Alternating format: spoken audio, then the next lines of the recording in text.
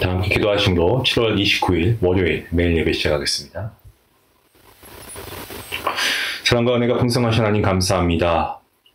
오늘도 우리가 새로운 날을 또 시작하면서 또 새로운 주를 시작하면서 우리가 하나님 말씀 앞에 나아가길 원합니다. 하나님, 이 시간이 정말 저에게 가장 소중한 시간이 될 수 있길 원합니다. 더 많은 성도님들이 함께 예배 자리에 참여할 수 있도록 인도하셔서 정말 매일 예배, 그 호칭처럼 우리가 매일매일 하나님 앞에 예배하며 나아가고 하나님께 영광을 올려드리는 삶을 살아갈 수 있도록 하나님 함께해 주시옵소서. 아버지, 이 시간 특별히 사랑하는 성도님들의 삶을 위해서 기도하길 원합니다. 아버지, 어려운 가운데 계신 분들이 계십니다. 하나님께서 주님의 날개 아래 덮어주시고 그 가정과 직장과 또한 아버지 계시는 곳마다 하나님께서 눈에 눈동자같이 보호해 주시기를 간절히 소원합니다. 어려운 상황 가운데서도 주님을 바라볼 때에 하나님께서 구원의 손을 내미시며 정말 주님의 은혜 가운데 하나님 오히려 감사할 수 있는 귀한 축복 허락하여 주시옵소서. 고난 중에 있는 자녀가 있습니까? 주님 그 마음을 만져주시고 눈물을 닦아주시옵소서. 정말 절망을 희망으로 바꾸시는 하나님을 바라보고 말씀으로 승리하고 이겨내게 하시고 고난 끝에 승리를 주시는 하나님을 소망할 수 있기를 간절히 원합니다. 정말 요셉이 하나님의 섭리 가운데 흉년 중에서도 버틸 수 있었던 지혜를 가졌던 것처럼 우리에게도 요셉의 지혜를 허락해 주시고 우리가 어려운 상황 가운데서도 묵묵히 주님께서 일하고 계심을 믿으며 그 하나님의 섭리하심을 굳게 믿고 주님을 의지하며 나아갈 수 있도록 도와주시옵소서. 아버지, 교회를 위해서 기도합니다. 정말 보이지 않는 곳에서 맡겨진 자리에서 묵묵히 섬기고 있는 성도님들이 계십니다. 하나님께서 기억하여 주시고 그분들의 헌신과 섬김을 통하여 주님의 몸된 교회가 더욱 든든히 서가게 하시고 주님 보시기에 아름다운 교회가 되게 허락하여 주시옵소서. 아버지, 오늘도 매일 예배 가운데 하나님 함께 하셔서 온 성도들 하늘의 소망을 품을 수 있는 귀한 말씀의 시간, 축복의 시간 될 수 있도록 인도하여 주시옵소서. 말씀의 능력이 우리 성도님들의 삶 가운데 나타나게 하여 주시옵소서. 하나님, 오늘도 귀한 은혜의 시간 주실 것을 믿고 감사하며 예수님의 이름으로 기도하옵나이다. 아멘. 찬송가 449장입니다.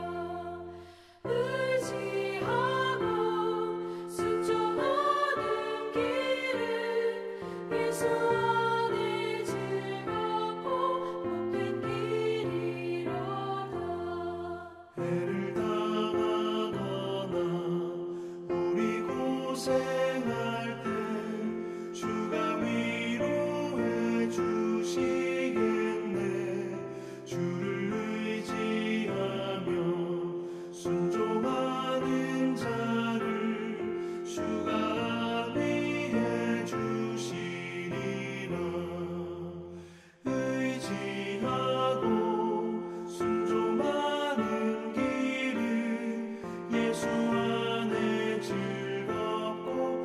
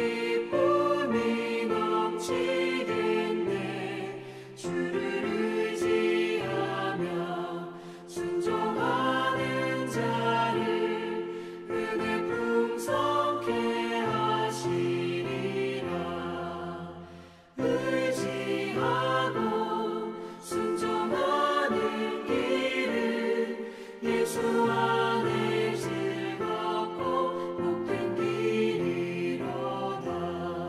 주를 힘입어서 말씀 잘 배우고 주를 모시고 살아가세. 주를 의지하며 항상 순종하며 주가 사랑해 주시리라. 의지하고 순종하는 길은 예수 안에 즐겁고 복된 길이로다.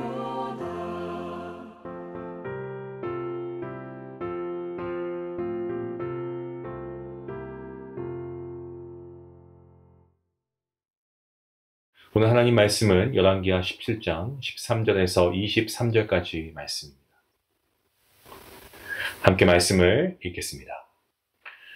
여호와께서 각 선지자와 각 선견자를 통하여 이스라엘과 유다에게 지정하여 이르시기를 너희는 돌이켜 너희 악한 길에서 떠나 나의 명령과 율례를 지키되 내가 너희 조상들에게 명령하고 또 내 종 선지자들을 통하여 너희에게 전한 모든 율법대로 행하라 하셨으나 그들이 듣지 아니하고 그들의 목을 곧게 하기를 그들의 하나님 여호와를 믿지 아니하던 그들 조상들의 목같이 하여 여호와의 율례와 여호와께서 그들의 조상들과 더불어 세우신 언약과 경계하신 말씀을 버리고 허무한 것을 뒤따라 허망하며 또 여호와께서 명령하사 따르지 말라 하신 사방 이방 사람을 따라 그들의 하나님 여호와의 모든 명령을 버리고 자기들을 위하여 두 송아지 형상을 부어 만들고 또 아세라 목상을 만들고 하늘의 일월 성신을 경배하며 또 바알을 섬기고 또 자기 자녀를 불 가운데로 지나가게 하며 복술과 사술을 행하고 스스로 팔려 여호와 보시기에 악을 행하여 그를 경노하게 하였으므로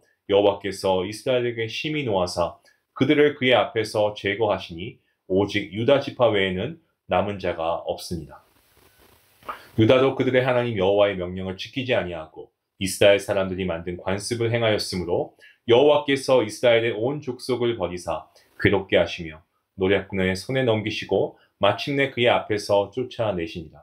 이스라엘을 다윗의 집에서 찢어 나누심에 그들이 느밧의 아들 여로보암을 왕으로 삼았더니 여로보암이 이스라엘을 몰아 여호와를 떠나고 큰 죄를 범하게 하매 이스라엘 자손이 여로보암에 행한 모든 죄를 따라 행하며 거기서 떠나지 아니하므로 여호와께서 그의 종 모든 선지자를 통하여 하신 말씀대로 드디어 이스라엘을 그 앞에서 내쫓으시니라.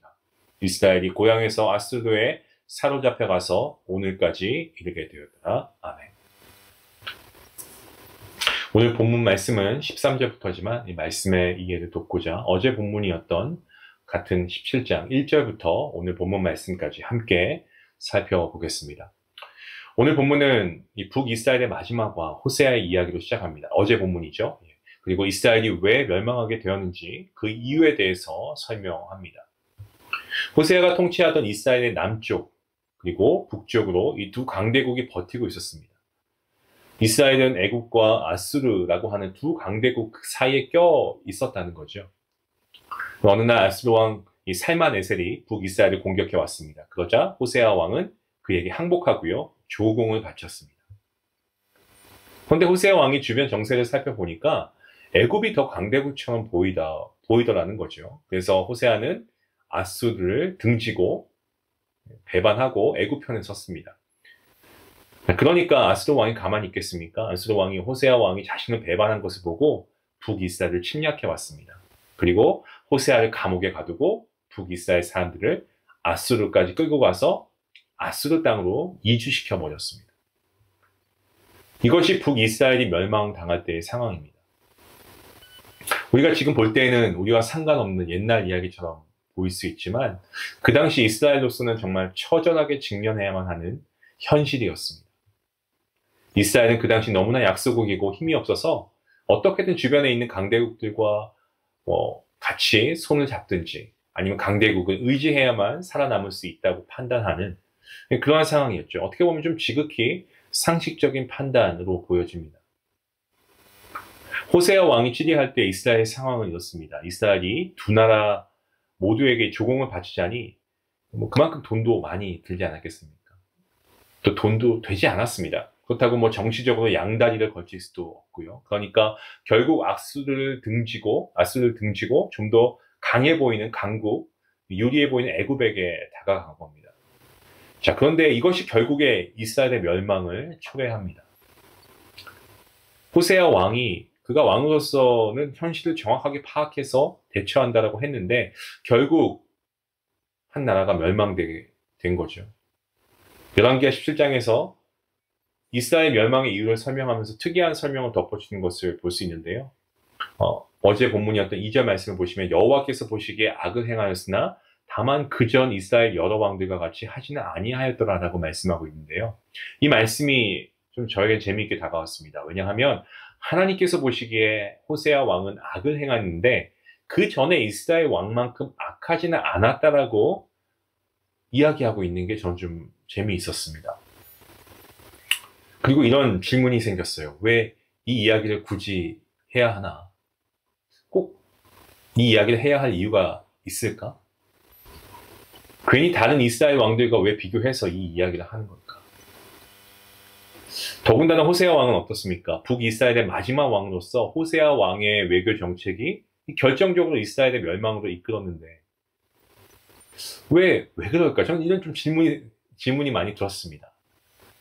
그런데 성경은 왜 굳이 호세아가 그 전에 이스라엘 왕들보다 악하지는 않았다라고 이야기할까? 이것을 통해 무엇을 말씀하고 있는가? 성경이 굳이 호세아의 죄악이 다른 왕들보다 더 크지 않았다고 밝히고 있는 이유는요. 북이스라엘 멸망이라는 처참한 결과를 호세아가 맛보게 했습니다. 맞습니다. 하지만 호세아가 이스라엘을 멸망하게 했다고 해서 그의 죄악이 다른 이스라엘 백성보다 크지 않다라는 것을 말해주기 위함이죠. 이런 겁니다. 우리가 누가 큰 사고를 당했거나 안 좋은 일을 당하면은 우리가 간혹 이런 생각하지 않습니까? 아니, 저 사람은 도대체 무슨 잘못을 했길래, 무슨 죄를 지었길래 저런 몹쓸 일이 생기나. 저 집사님은, 저 권사님 장로님은 무슨 죄를 지긴 지었나 봐. 그러니까 저런 험한 일이 집에 생기지. 우리가 모르는 뭔가가 있나 봐. 이런 생각. 그런 생각에 대해 주님께서 하시는 말씀이 뭡니까? 그런 험한 일을 겪는 사람이라고 해서 다른 모든 사람보다 죄가 더 있지 않다는 거예요. 물론 모든 그러한 어떤 죄의 결과로 인해서 어려움과 환난이 오는 것도 또한 아닙니다. 하지만 죄로 인한 결과도 있죠. 하지만 그렇다고 해서 오늘 말씀에 비추어서 우리가 생각해 볼 수 있는 것은 누군가가 어려움을 당하고 있다고 해서 그 사람이 더 큰 죄를 지었다? 그렇게 생각해서는 안 된다는 겁니다. 이러한 관점에서 호세아의 외교 정책과 그 결과에 의한 이스라엘 멸망을 우리가 다시 한번 살펴보길 원합니다. 그러면 성경이 왜 호세아에 대해서 굳이 다른 왕들보다 더 악하지 않다라고 말하고 있는가 알 수 있습니다. 호세아가 이스라엘을 멸망으로 이끄는 열차에 마지막 박차를 가했다고 해서 그 호세아의 죄악이 다른 왕들보다 더 악하냐? 그게 아니라는 거죠. 그가 더 악해서 그런 일을 겪은 것이 아니라는 겁니다. 호세아의 죄악은 이스라엘 백성들의 죄악을 반영하는 것이고요. 호세아의 죄악은 다른 이스라엘 왕들이나 백성들에 비해 다를 바 없다는 겁니다.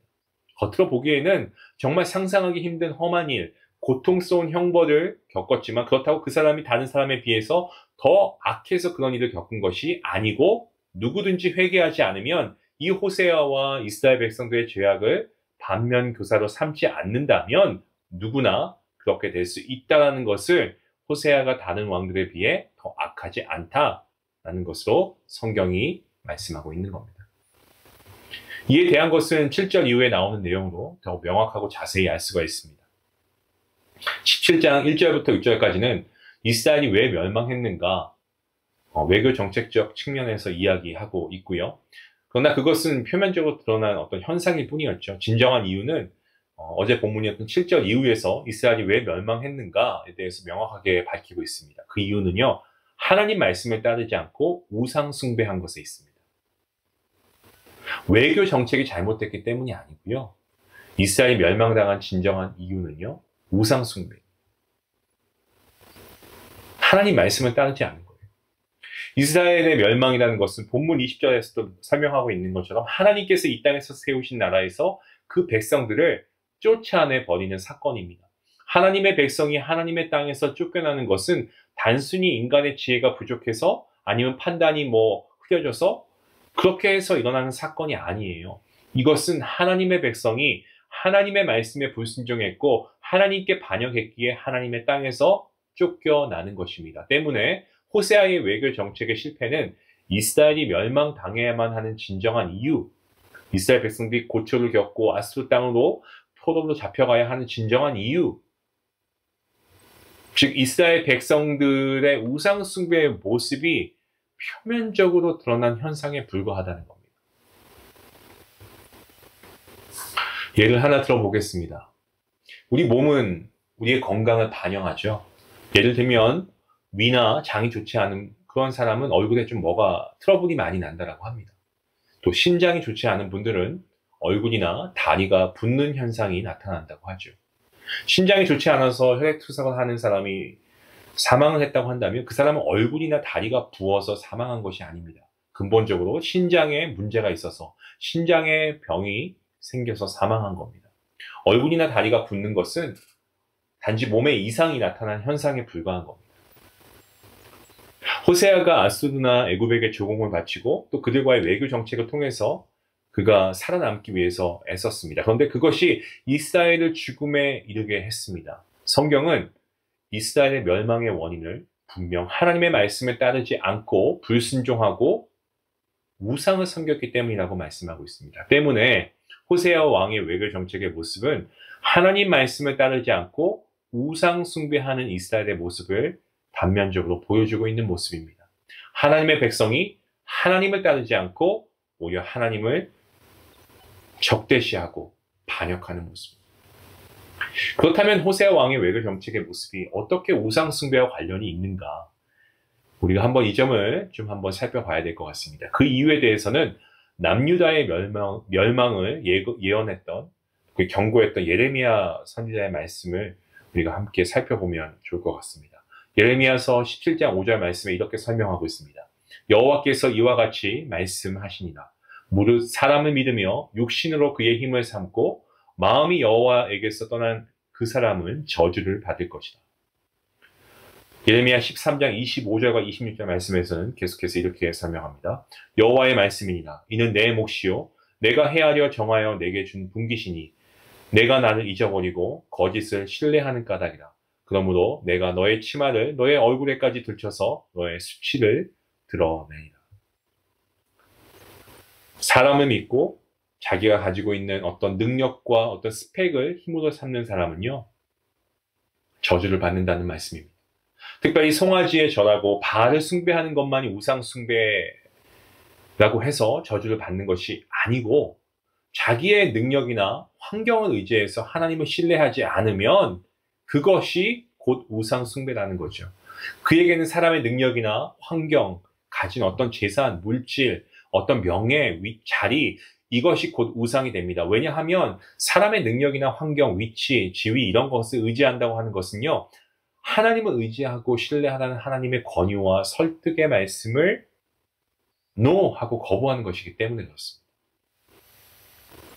사무엘상 15장 23절에서는 거역하는 것은 점치는 죄와 같고 완고한 것은 사실 우상에게 전하는 죄와 같다라고 말씀하고 있습니다. 하나님 말씀 안 듣고 고집스럽게 자기의 욕망을 성취하기 위해서 세상의 방식과 어떤 그런 힘을 의지한다면 그것이 곧 우상에게 전하는 죄와 같다라는 말씀입니다. 하나님께서는 이스라엘이라고 하는 민족을 만드셨습니다. 그렇게 하심으로 하나님의 백성이 하나님을 신뢰하고 의지하는 모습을 만 백성에게 보여주길 원하셨습니다. 항상 이스라엘을 노리는 강대국 틈에 있게 하셨는데 그 이유는 무엇입니까? 하나님을 의지 않고서 너희가 살아갈 수 없다라는 것을 깨닫게 하기 위함이었죠. 그런데 이스라엘 백성들이 도대체 하나님을 의지할 생각을 하지 않는 게 문제입니다. 하나님을 섬기고 의지하기는커녕 우상을 섬기고 이방인처럼 살기에 급급한 그들의 모습을 보시기 바랍니다. 질문이 생기지 않습니까? 그런데 도대체 이들이 왜 이렇게 우상을 섬기게 되었나요? 그 이유는 바로 그들이 직면한 현실 때문에 그렇습니다. 이스라엘은 강대국의 틈바구니 속에서 살아남아야만 하는 그러한 처절한 현실이 있었습니다. 어떻게든 살아남아야 하는데 그들이 가지고 있는 힘이 보잘것없거든요. 그래서 뭔가를 의지하기는 해야겠습니다. 선지자들은 하나님을 의지하라고 외쳤습니다. 그런데 그 하나님 눈에 안 보이거든요. 눈에 보이지 않습니다. 또 그 하나님께서 요구하시는 것은 우리 육체의 욕심과 탐욕에 거스르는 그런 것들을 요구하십니다. 인간의 본성이 하고 싶지 않은 그런 것들을 하나님께서는 요구하십니다. 그런데 이방 민족들이 섬기는 신들은 전부 눈에 보이는 겁니다. 내 마음대로 그 신들을 조정할 수 있습니다. 그리고 그 신들을 내 욕심을 채우는데 마음대로 이용할 수 있습니다. 구미가 당기지 않겠습니까? 구미가 당기죠. 그런데 그들이 섬기는 우상의 능력이 있습니까? 그들이 섬기는 우상이 그들을 사망의 위험에서 고통의 늪에서 건져낼 수 있는 힘과 능력이 있습니까? 없습니다. 아예 없습니다. 그들이 섬기는 신들이 그들에게 말을 걸어오고 어떻게 살아야 한다는 가르침과 삶의 방향을 잡아줍니까? 절대 그렇지 못합니다. 그들이 섬기는 신들은 가짜, 우상이고 단순히 그들이 어떤 그들의 불신앙을 위한 어떤 도구로 사용될 뿐입니다.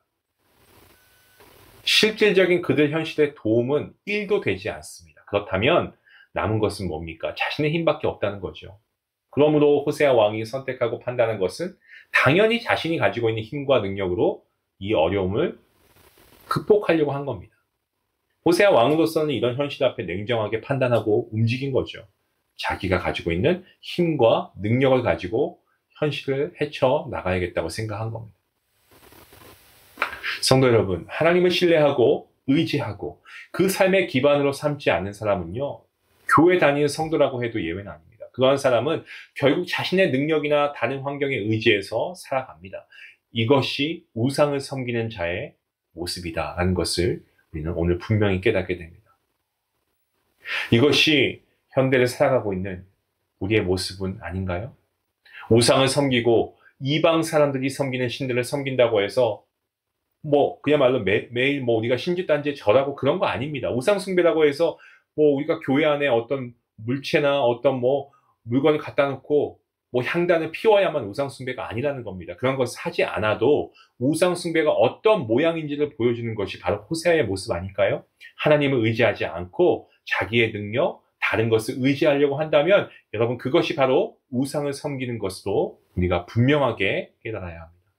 하나님 외에 하나님 아닌 다른 것이 자기의 어떤 자신의 어려움을 극복할 것이라고 믿고 그것을 의지하는 순간 바로 그것이 때론 그런 환경이 또 그러한 사람이 우상이 될 수가 있다는 겁니다. 그리고 그 결말은 패망입니다. 그 말씀을 오늘 우리에게 하고 있는 겁니다. 사랑하는 성도 여러분, 우리가 믿는 하나님은 돌로 만든 존재가 아닙니다. 인간이 뚝딱뚝딱 만들어낸 가짜 우상들이 아니에요. 아울러 사람의 머리로 만들어낸 상상의 존재도 아니십니다. 우리가 믿는 하나님은 우리를 창조하시고 태초부터 계셨고 우리를 말씀으로 창조하시고 온 우주 만물을 말씀으로 창조하시고 우리를 빚으시고 그리고 인생을 주관하시고 우리를 사랑하시고 지금도 살아계셔서 우리와 교통교제하시는 그러한 하나님이신 줄로 믿습니다. 그 하나님께서 오늘 저와 여러분이 직면한 정말 다양하고 어려운 그러한 상황 가운데 우리의 현실을 분명하게 잘 알고 계십니다. 우리를 그 환경 가운데 두신 유일한 이유는 하나님께서 이렇게 말씀하시는 거예요. 나를 의지하라는 겁니다. 나만 의지하라는 겁니다. 나 외에 다른 신은 없다는 겁니다. 우리가 가지고 있는 능력, 우리가 동원할 수 있는 모든 힘 가지고 이 세상 살아 나가야 된다라고 말씀하시는 것이 아니고 바로 하늘에 계신 하나님 아버지를 의지하고 신뢰하고 우리를 이 험한 세상 가운데 두신 겁니다. 하나님을 의지하고 하나님께 영광 올려드리고 그것이 우리 그리스도의 삶 아니겠습니까? 오늘도 우리의 삶이 고단합니다. 어려울 수 있습니다. 그것은 어떠한 하나님의 신호입니까? 하나님을 더 간절히 의지하라는 하나님의 신호인 줄 믿으시길 바랍니다. 그것이 바로 우리의 능력이고 힘이 됨을 믿습니다. 이러한 믿음의 고백 우리가 오늘 이 시간 할 수 있는 복된 성도님들 될 수 있기를 주님의 이름으로 간절히 축원합니다. 기도하겠습니다. 하나님 감사합니다. 우리가 이 세상을 살아가면서 참 사는 것이 쉽지 않다, 녹록지 않다. 우리가 고백하지만 그러면서 우리가 결국에 우리의 어떤 이성이나 우리의 주변인이나 우리가 갖고 있는 것들을 통해서 우리가 하나님보다 이런 것들을 더 의지하며 살아가고 있진 않은가요? 이렇게 힘들다고 하면 그동안 그렇게 반복해서 해봤는데 안 되었는데 결과적으로는 결과적으로 아니다라고 우리가 고백할 수밖에 없었는데 그럼에도 불구하고 우리는 계속해서 아직도 우리가 눈에 보이는 것들만 의지하며 나아가길 원하는 우리의 연약함을 주님께서 불쌍히 여겨주시고 하나님 정말 이 험한 세상 가운데 하나님의 자녀된 우리가 하나님의 백성된 우리가 이 세상 사람들이 의지하는 것이 아니고 오직 하나님만을 신뢰하고 의지하며 살아갈 수 있도록 하나님 그러한 믿음 우리 모든 성도인들에게 허락하여 주시옵소서. 감사하며 예수님의 이름으로 기도합니다. 아멘. 오늘 말씀 생각하시면서 우리 함께 하나님께 기도하기 원합니다. 믿음의 성도가 되십시다. 여러분 우리가 잠언서 이런 말씀 있잖아요. 너희 마음을 다하고 여호와를 신뢰하고 내 명체를 의지하지 말라. 너는 범사의 길을 인정하라. 그리하면 너의 길을 지도하시리라. 잠언 3장 5절과 6절에 나오는 말씀인데 여러분 이 말씀을 우리가 한번 깊이 묵상하며 또 할 수 있다면 암송하면서 우리가 정말 하나님께서만이 우리의 삶을 인도하시는 하나님 유일한 신이시다라는 것 내가 어려움에 있는 것 하나님을 의지하라는 신호입니다. 우리가 오늘 그 믿음을 가지고 하나님께 나아가기 원합니다. 기도하시겠습니다.